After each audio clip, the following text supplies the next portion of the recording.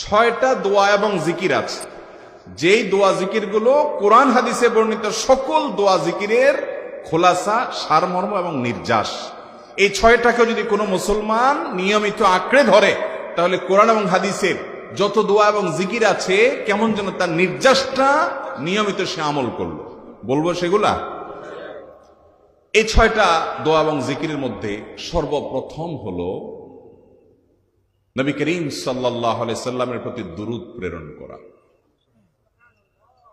নবীজি সাল্লাল্লাহু আলাইহি সাল্লামের প্রতি দুরূদ প্রেরণ করার আমল এরকম আমল, আপনি যদি সারা দিনে শুধুমাত্র নবীজির প্রতি দুরূদ প্রেরণ করার আমলটাই জিকির হিসাবে সবচেয়ে বেশি করেন, দোয়া হিসাবে যদি এটাই আপনি সারাদিন করতে থাকেন, তো আপনার জন্য যথেষ্ট হবে, আল্লাহর কাছে আর কিছু না চাইলেও চলবে।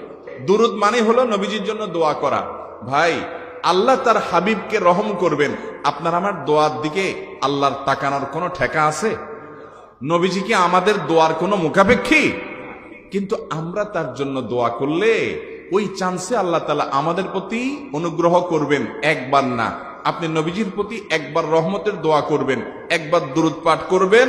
মান সাল্লা আলাইয়া মাররাতান সাল্লাল্লাহু আলাইহি আশরা, নবীজি সাল্লাল্লাহু আলাইহি সাল্লাম বলেছেন, একবার আমার জন্য তোমরা দোয়া করলে, আমার প্রতি দুরূদ পাঠ করলে, আল্লাহ তাআলা তোমাদের জীবনে 10 বার 10 জায়গায় 10 টাইমস তোমাদের উপর আল্লাহ তাআলা অনুগ্রহ করবেন। আপনি টেরও পাবেন না কত জায়গায় আল্লাহ অনুগ্রহ করেছেন। আল্লাহ বাঁচাই নিছেন, একটুর জন্য শেষ হয়ে যান নাই। ওই যে দুরূদ পড়ছেন, আল্লাহ তাআলা রক্ষা করছে, আপনি খবরও নাই। আল্লাহ তাআলা আপনার প্রতি বিশাল একটা দান করছে, আপনি লক্ষ্য করেন নাই। ওই যে দুরূদ পড়ছেন একবার, 10 বার রহমত হবে। এভাবে যত দুরূদ পড়বে সে তত রহমত এবং অনুগ্রহ পাবে। বেশি করে পাঠ করবো তো ইনশাআল্লাহ। সবচেয়ে শ্রেষ্ঠ দুরূদ, সবচেয়ে উত্তম দুরূদ হলো দুরূদ ইব্রাহিম, যেটা নামাজে পড়েন। আর সবচেয়ে সংক্ষিপ্ত দুরূদ হলো সাল্লাল্লাহু আলাইহি ওয়াসাল্লাম। এছাড়া নবীজির প্রতি দোয়ামূলক যে কোনো দুরূদই আল্লাহর কাছে গ্রহণযোগ্য হতে পারে, যদি দুরূদের অর্থের মধ্যে, কথা বলার মধ্যে খারাপ কিছু না থাকে। 6টা দোয়া হলো কোরআন হাদিসের শত শত সহস্র দোয়ার নির্যাস এবং খোলাসা। তার 1 নম্বর হলো দুরূদের আমল। করবো না বেশি বেশি ইনশাআল্লাহ? আমার জীবনে বহুবার এমন হয়েছে, বহুবার এমন এমন বিপদ যে দেয়ালে পিঠ থেকে গেছে, এখান থেকে উদ্ধারের কোনো পথ আর চোখের সামনে দেখা যাচ্ছে না। আমি এই আমলটি, এর পাশাপাশি ইস্তেগফারের আমল, যেটা 2 নম্বরে বলবো আমি, এই 2টি আমল কন্টিনিউয়াসলি করে গেছি, হরদম প্রতি নিঃশ্বাসে নিঃশ্বাসে, বাস টয়লেটের টাইম বাদে বাকি ফুল টাইম এটা দুরূদ এবং ইস্তেগফার অব্যাহত রাখছি।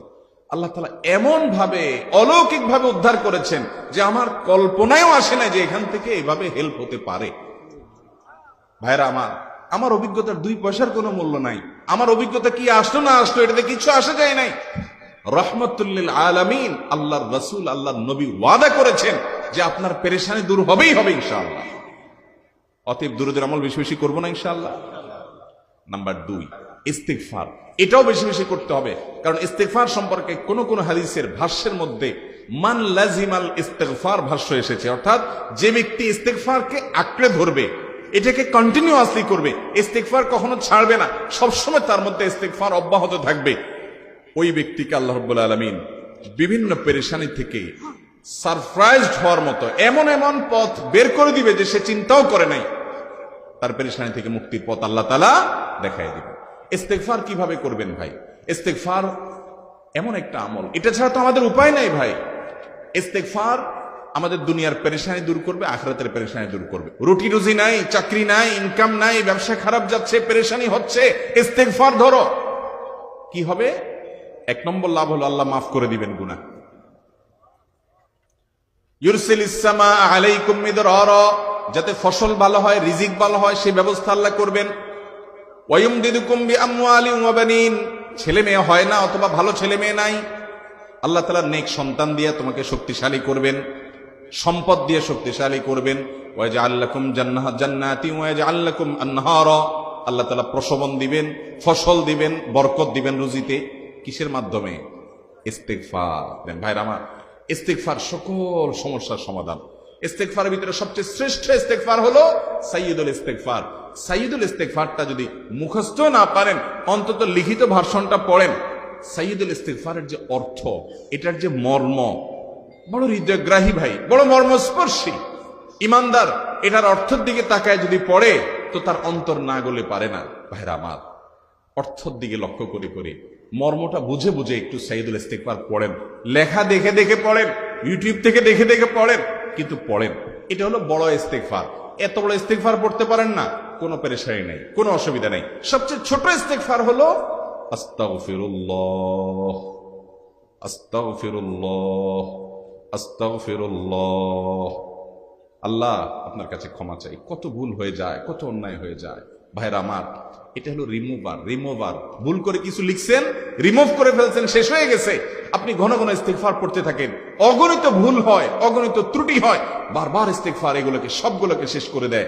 ভাইরা আমার, নিরাপত্তা এনে দেয়। আল্লাহ কোরআনে কারিমে বলেছেন যে আপনার রব আপনার কওমের প্রতি আযাব নাজিল করবেন না যদি আপনি থাকেন। আর যদি তারা ইস্তিগফারে রত রাখে তাহলে গণ আযাব আল্লাহর পক্ষ থেকে আসবে। আরেকটা ইস্তিগফার হাদিসে বর্ণিত, আস্তাগফিরুল্লাহাল্লাযী লা ইলাহা ইল্লা হুয়াল হাইয়ুল কাইয়্যুম ওয়া আতুবু ইলাইহি ওয়া লা হাওলা ওয়া লা কুওয়াতা ইল্লা বিল্লাহ। এটাও ইস্তিগফার। তাহলে একটা বড় ইস্তিগফার, একটা মিডিয়াম, একটা ছোট, যার যেটা সুবিধা হয় এটা পড়েন। নাম্বার 3, এটা আমাদের বেশিরভাগ মানুষ জীবনে হয়তো শুনেনও নাই, অনেকে হয়তো শুনছেন, আমল করা হয় না।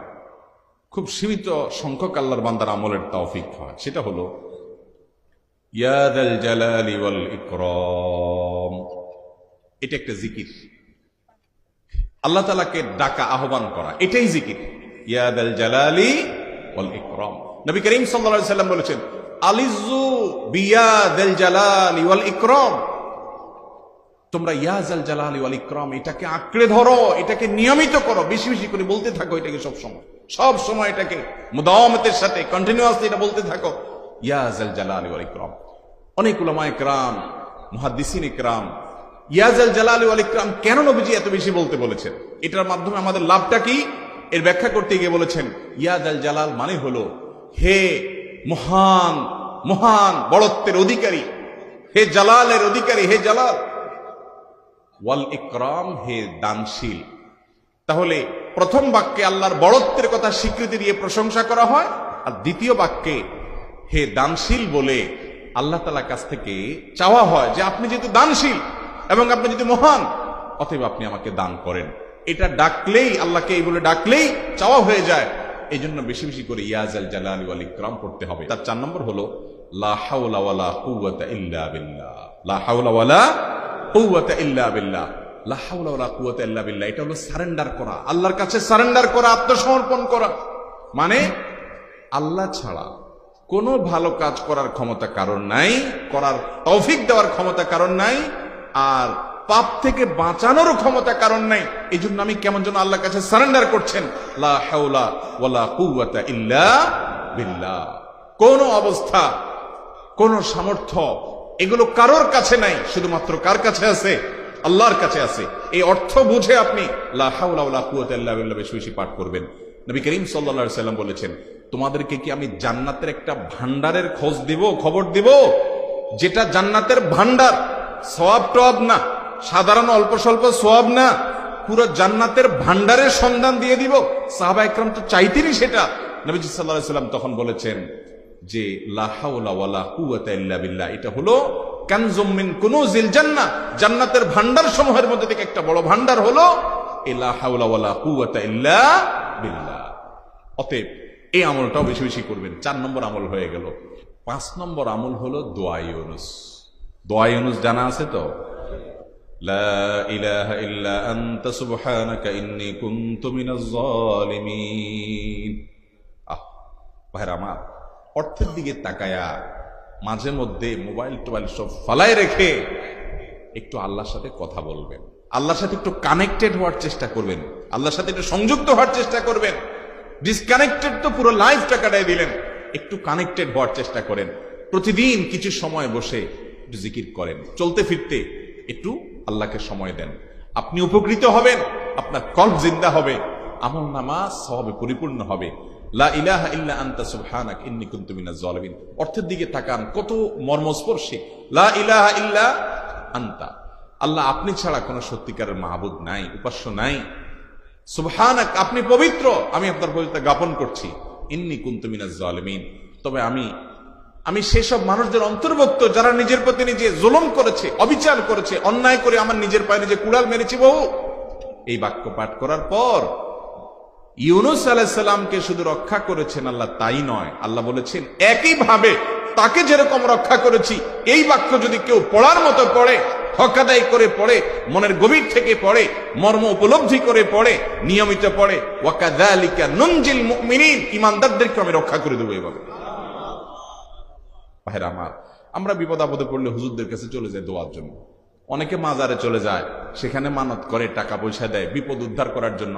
কপাল পড়া জানে না ও কার গোলাম, ও আরশে আজিমের মালিকের গোলাম, তার সাথে ডাইরেক্ট কানেক্টেড হওয়ার সুযোগ আছে, শুধু ইউজ করলেই হয়, সুইচ দিলেই হয়। কপাল পড়া জানে না, ডানে বামে গিয়ে নিজের আমল বরবাদ করে, ইমান বরবাদ করে, তাওহীদ নষ্ট করে। ভাইরা আমার, তাহলে যে কোনো সমস্যা ফিল করি অথবা স্বাভাবিক অবস্থাতে দোয়া ইউনূস পাঠ করব। 6 নম্বর হলো সুবহানাল্লাহ, আলহামদুলিল্লাহ, লা ইলাহা ইল্লাল্লাহ, আল্লাহু আকবার। এই বাক্যগুলো দেখবেন ঘুরে ফিরে নবী করিম সাল্লাল্লাহু আলাইহি ওয়াসাল্লাম সারাদিন পড়তেন। 5 ওয়াক্ত নামাজের পরে 33 বার দেখবেন। আবার দেখবেন সকাল সন্ধ্যায় সুবহানাল্লাহি ওয়া বিহামদিহি 100 বার, সুবহানাল্লাহি ওয়াল হামদুলিল্লাহি আল্লাহু আকবার 100 বার। আবার এগুলো মাঝে মধ্যে 10 বার, রাতের শোয়ার সময় 33, 34 বার।